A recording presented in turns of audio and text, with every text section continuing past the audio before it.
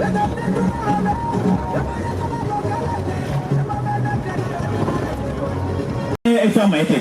majority of them are there for self-interest. So the point is just in our body. My method is Japanese, and I don't want it. We are such a stomach. Are we together? You pahoni. Under the equal opportunities, that is if there is a you start with a team of men and women who can't be compromised. So don't turn up in Ningala Takona Voti, or down in Osala Boje, Ichiraike, Baban, Cholomon. That's not I get back to Angerelano. Finances, banks, which give low interest rate, long-term repayment period for funds which are. The sound is poor.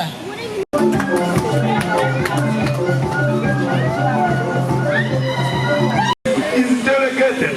So you say, do this, do that, do that. After doing all that, he is a pastor, by the way, in Serere. I don't know how Serere is. I normally don't want to say things which are.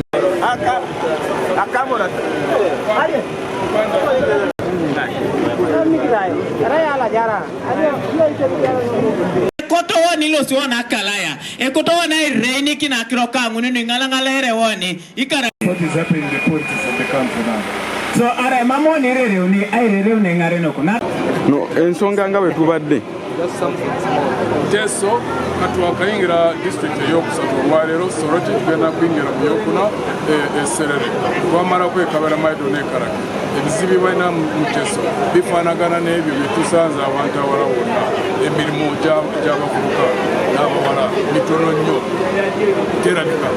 Ate n'emitono egirabika bagulangule nga tolina ssente towaddeyo ssente tekuli ku mulimu gwokola kyokka twakiwulizaako naye wano Soroti tetunasinkana mu disitulikiti n'emu mu tukusinkaga mu bbiri zonna zebiiseemu w'osanga nti omuntu asobola okufuna omulimu ng'akoze interview n'agiwangula n'afuna omulimu nga tataddeyo ssente.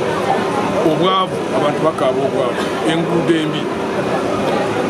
Ekirala obusosoze buliwo baŋŋambyeko wano etubuulu gye tubadde nti Kampala eyo bagenda abaana baabwe okunoonya emirimu nga bw'oba nga tosobola okwogera olulimi Kampala lwogere oba Oluganda oba n'Olunyankole tofuna mulimu. Kyebagambye obusosoze kibeera nga bbomu bikwako obusosoze nga tekuliko gavumenti ebugonjoola kibeera nga abantu abatudde ku bbomu ekiseera kituuka n'ebwatuka.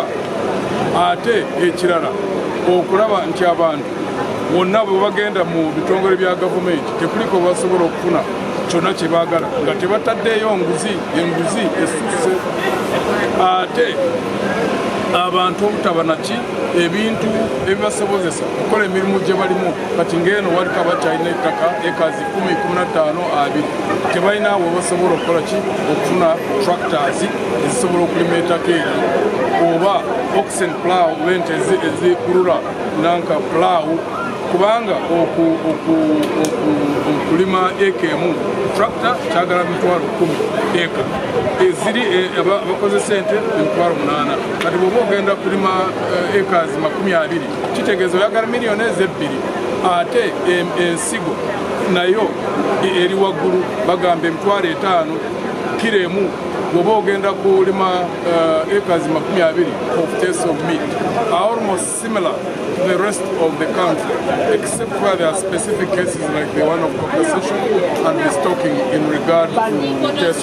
But even in that, that's shared with two other sub-regions, Lango and Acholi. But the rest, like lack of drugs in hospitals, like joblessness for the youth, and even the few jobs which are got at the district level, you have to pay money.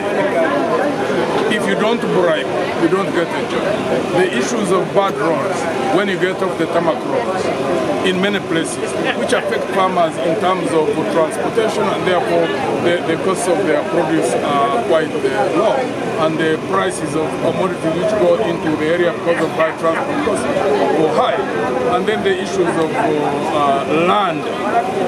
Here in Teso, we've not yet met with the issues of land as we met them in Achori sub-region. And then the issues of low levels of education, which people complain about wherever we go. Lack of support for the people who are in agriculture because all these in fisheries, wherever they are.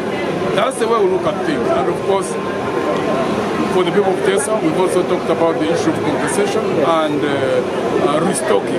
To us, it's in alignment with what we want to do. Because a country to develop, the people must be developed. A place like Teso, where culturally they are well experienced, it is part of their culture to work around cows. It was their form of work. So once you have that, then a government that wants to develop people must therefore focus on that. So restocking would be part and parcel of developing people in a specific area like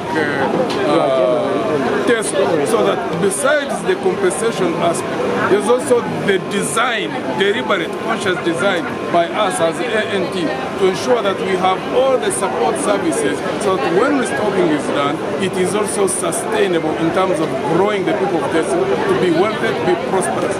As we grow people in all other areas around the things that they work on, that they know best.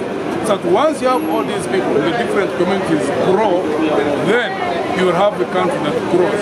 And also as a way of resolving past grievances. Because even if you have people who are wealthy, even if you have got foreign roads, even if you have got power, if people are aggrieved and you don't resolve the grievance,